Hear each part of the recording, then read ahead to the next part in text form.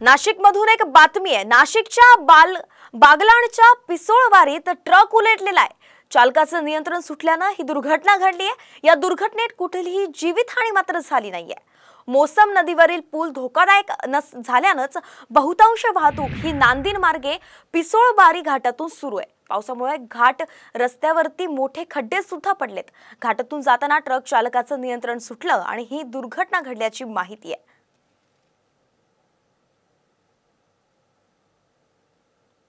हे दृश्य आपण पाहतोय नाशिकची सगळी दृश्य आहेत। बागलाण पिसोळवारीत ट्रक उलटलेला आहे। घाट जो आहे घाटाचा रस्ता पावसामुळे तिथे खड्डे पडले आणि त्यामुळेच ही दुर्घटना झाल्याचं कळतंय।